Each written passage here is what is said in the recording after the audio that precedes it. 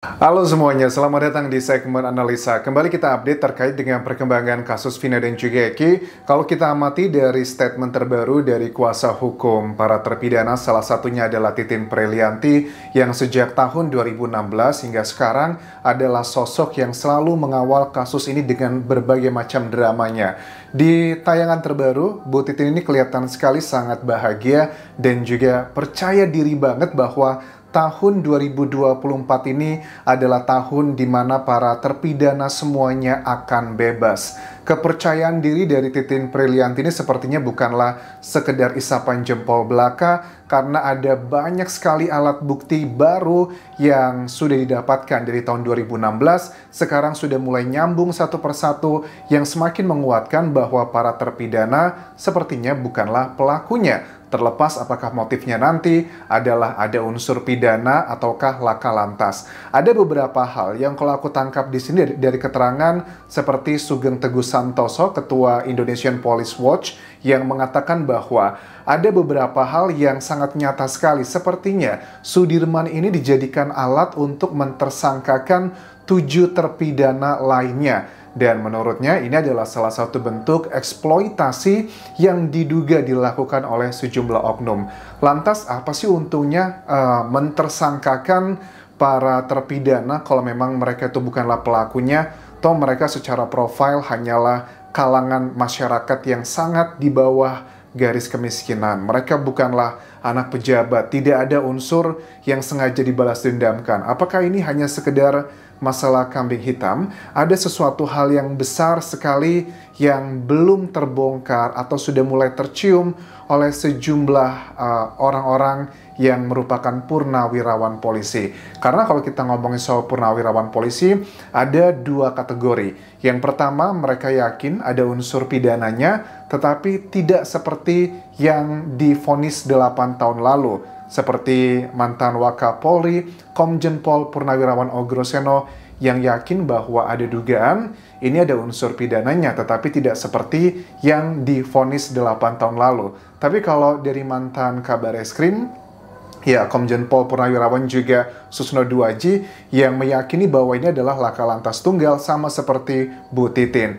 Sugeng Teguh Santoso juga mengatakan terkait dengan Sudirman ini, mentalnya itu nggak layak. Mungkin saja dia tuh mendapatkan janji-janji bohong yang diiming-imingi seperti anak kecil, kemudian juga pengakuan dia itu termasuk dalam kategori pengakuan palsu karena berada di bawah tekanan. Bu Titin pun juga mengatakan ya, dalam wawancaranya bilangnya begini, kalian ini ya nanti kalau Sudirman dihadirkan dalam persidangan, saya yakin gak akan tega kalian itu ngomongin jelek tentang Sudirman. Dia itu orangnya ringkih, badannya kecil, jalannya juga kelihatan banget ringkihnya. Nggak mungkin karakter orang seperti itu bisa melakukan perbuatan yang seperti divoniskan 8 tahun lalu, atau bahkan isu-isu terakhir yang mengatakan bahwa Sudirman itu tinggalnya di hotel, mendapatkan perlakuan khusus, pokoknya dia sudah bahagia. Justru dia adalah orang yang paling menderita dalam kasus ini, terutama dari segi penyiksaan, karena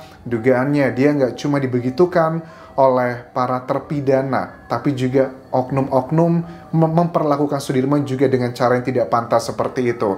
Nah, menurut Komjen Pol Purnawirawan Ogroseno, bahwa menurut pengakuan dia selama menjadi anggota polisi, ini adalah penegakan hukum terburuk sepanjang pengalaman saya sebagai anggota polisi. Keterangan Sudirman itu sudah tidak ada maknanya lagi, walaupun dia mengakui perbuatannya, karena dia berdiri sendiri. Ya, kalau dari secara hukum, memang betul ya, untuk mengkategorikan satu hal itu fakta kalau ada 2 alat bukti yang kuat. Alat bukti itu dalam dunia hukum ada 5. Ada keterangan saksi, keterangan ahli, keterangan terdakwa, petunjuk, dan juga surat. Lantas keterangannya Sudirman kalau dia mengakui perbuatannya tersebut ditunjang dengan apa ini? Apakah ada terpidana lain yang mengakui? Sebenarnya ada petunjuk ya. Petunjuk tersebut adalah keterangan Aib dan juga Dede yang mengaku di jam setengah 10 malam kurang lebih melihat Vina dan Eki dilempari. Tetapi kan Dede sekarang sudah mencabut keterangannya. Liga Akbar pun juga sama. yang waktu 8 tahun lalu dia mengakui memang ada Vina dan Eki sama dia itu dikejar-kejar sama kelompok motor, itu kan juga sudah dicabut. Nah, menurut aku dengan adanya 3 keterangan orang tersebut ya, saksi tersebut,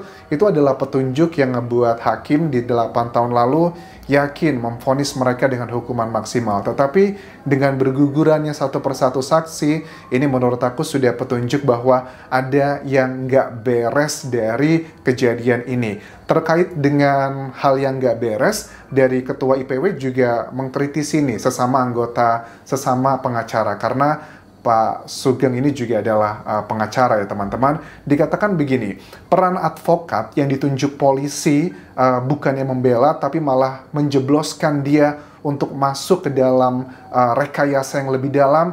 Ini adalah bentuk dari pengacara abal-abal yang mengkhianati profesinya. Biasanya harusnya pengacara itu kan memang membela kliennya ya, walaupun kliennya sudah jelas bersalah pun dalam undang-undang memang diperbolehkan untuk dibela. Kalau dia bersalah, ya tetap mendapatkan hukuman sesuai porsinya, sesuai undang-undang. Kalaupun dia betulan tidak bersalah, ya harus dibela. Tetapi ini justru unik. Dari kasus dari kliennya Sudirman ini, ditemui keluarga sangat sulit, bahkan tidak mengajukan PK.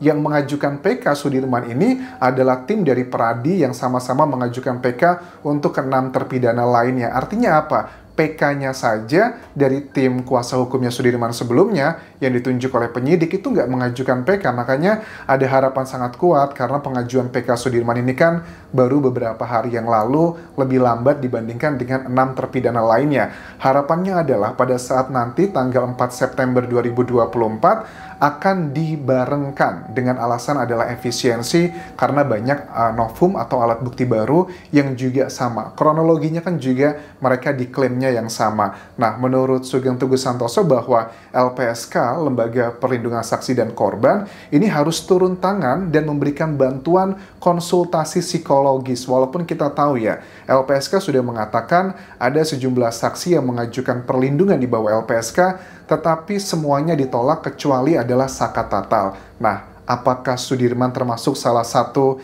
yang ditolak juga? Kalau kayak Aep, kayak Dede, Liga Akbar, kita tahu mereka adalah saksi yang juga mengajukan perlindungan ke LPSK tapi ditolak. Kita paham ya, karena ada banyak hal yang unik. Tapi kalau untuk Sudirman, sepertinya sih analisaku dia juga sudah mengajukan perlindungan ke LPSK tetapi ditolak karena alasannya mungkin kayak prosedural teman-teman, karena kan waktu itu Sudirman itu diikutkan lagi karena untuk mentersangkakan Peggy Setiawan. Peggy Setiawannya sudah bebas, sudah bukan lagi sebagai tersangka. Jadi LPSK menilai tidak ada keurgensian untuk melindungi dia sebagai seorang saksi dalam kasus ini.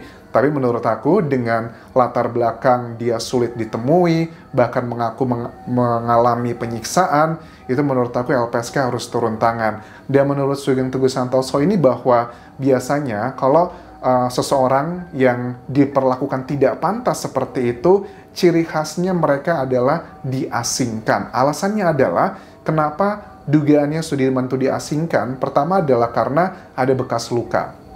Kalau dia bebas dijenguk, nanti akan ketahuan sama orang yang menjenguknya ada dugaan bekas luka. Kan dia mengaku, katanya kan disiram air panas, terus juga diperlakukan hal yang tak pantas juga. Pasti dan keterangan-keterangannya Sudirman nanti, dia akan mengadu ke orang yang menjenguknya. Dugaannya kalau itu memang dilakukan hal yang tidak pantas seperti itu. Nah, setelah semuanya bebas, beres gitu ya, menurut Ketua IPW ini bahwa baru biasanya nanti diberikan keleluasan keluarga untuk menjenguknya. Ya, suka tidak suka, keterangan dari Titin Prilianti yang menjelaskan bahwa bagaimana kondisi Sudirman ini, ya suka nggak suka ini menggambarkan bahwa kayaknya Sudirman benar-benar menderita banget, karena juga dikatakan dia ini pada saat badannya selonjoran ataupun kakinya diselonjorin itu agak sakit bagian belakangnya, karena mengaku Sudirman tuh pada saat 8 tahun lalu sempet didor gitu ya sama peluru yang dari karet, yang itu ngebuat dia kesakitan. Dan ada juga pada saat Adi, seorang musafir, saksi yang memang menghubungi Kang Deddy Mulyadi ya, dan dia mengaku bahwa pada malam kejadian dia memang sedang makan di pinggir jalan, dia seorang musafir dan melihat kejadian tersebut.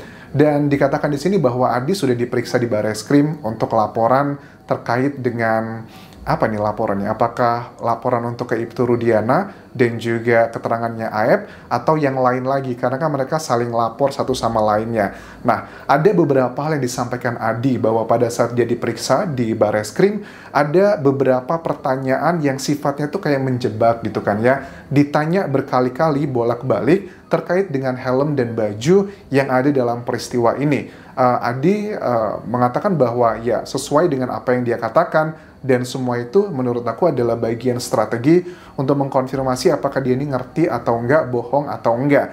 Strategi penyidik juga memastikan keterangan validnya terkait dengan waktu. Ada beberapa statement terkait dengan kronologi, kapan dia mulai ketemu dengan kuasa hukumnya sekarang ini, dicek. Kamu kan sudah ketemu sama kuasa hukumnya, itu sudah di bulan-bulan yang sudah lama ya. Dikatakan enggak, saya enggak ketemu dengan kuasa hukumnya sebelum ketemu Kang Deddy. Bisa dibuktikan dengan saya mengirimkan email ke salah satu timnya Kang Deddy, kemudian baru saya wawancara. Kalau nggak percaya, cek aja, lihat email saya, lihat telepon saya, lihat juga di tayangan Kang Deddy. Menurut aku Adi cukup lugas ya, karena kalau orang jujur itu nggak perlu kamu punya pendidikan yang tinggi, intelektual yang tinggi. Kalau orang jujur itu ngomong apa adanya, nggak usah diinget-inget, pasti akan kelihatan kekuatan kamu. Tapi kalau kamu berbohong, walaupun pendidikan kamu tinggi, kamu jago, pasti bakal ketahuan hal-hal yang tidak linear. Samalah seperti, mohon maaf, keterangan dari Suroto. Kelihatan banget dia ngomongnya tegas, tapi matanya itu nggak bisa berbohong pada saat berbicara di sejumlah media massa, plus dengan apa yang disampaikan juga banyak yang berbeda-beda. Yang paling janggal, Suroto mengatakan di tayangan iNews, pertama kali muncul ke media adalah saya adalah orang yang pertama kali datang. Kemudian saya mengangkat Vina, bahkan sampai ke rumah sakit. Sepanjang perjalanan, saya bilang sabar ya Dea, sabar ya Dek. Kemudian di wawancara berikutnya bilang lagi, oh saya nggak nganterin dia ke rumah sakit, tapi saya pulang dulu ke kantor polisi ngambil motor saya. Artinya dia datang ke lokasi TKP itu bersama dengan anggota polisi. Karena keterangan dari Adi, memang ada sosok, ada 4 orang yang ada pertama kali di kejadian tersebut. Ada motor satu lagi yang datang, dan saya bilang nih katanya ke salah satu pengendara motor, Pak tolong lapor ke polsek terdekat. Nah, orang tersebut yang ngelapor itu mampirlah ke bengkel tempatnya Oki yang bekerja. Oki akhirnya datang ke lokasi TKP, dan orang yang nganterin ini yang ketemu dengan Adi tersebut langsung ke kantor polisi terdekat, dan ada 2 polisi yang datang dengan 1 orang warga sipil yang dugaannya itu adalah dari Suroto, dan itu jaraknya nggak lama, hanya sekitar 20 menitan kurang lebih pengakuan dari Adi. Kemudian ditanya sama penyidik, ya kok Adi kamu bisa inget banget sih detail-detailnya? Ya karena menurut dia gini, karena saya itu inget, karena saya itu bantu ngangkat juga. Menurut aku masuk akal, momen-momen yang jarang terjadi, hal-hal yang sifatnya traumatis seperti ini itu tidak akan terlupa seumur hidupnya. Bahkan dulu waktu aku di Lampung, teman-teman, ada kejadian di air terjun, ada seseorang itu yang tenggelam. Sampai sekarang, walaupun itu zaman aku kuliah dulu, zaman aku sekolah, sampai sekarang aku masih ingat detail-detailnya, bagaimana aku melihat mereka itu lagi main di air terjun bareng-bareng, tiba-tiba hanya dalam hitungan detik tenggelam begitu, kemudian dalam hitungan 10 menitan dicari, akhirnya ketemu, diangkat, dan sudah nggak sadarkan diri lagi. Aku masih ingat detailnya karena itu adalah pengalaman yang benar-benar luar biasa. Dan aku yakin juga apa yang dikatakan Adi ini juga ada banyak kebenarannya, karena dari berbagai wawancara yang aku amati, tidak ada satupun yang saling bertolak belakang seperti keterangan yang Suroto. Sementara itu yang bisa aku update mengenai kasus Vina dan juga Eki. Semoga kalian terus mengawal kasus ini hingga tuntas. Kita pengen tahu apa yang sebenarnya terjadi 8 tahun lalu kepada Vina dan juga Eki. Sampai jumpa lagi di video berikutnya. Bye.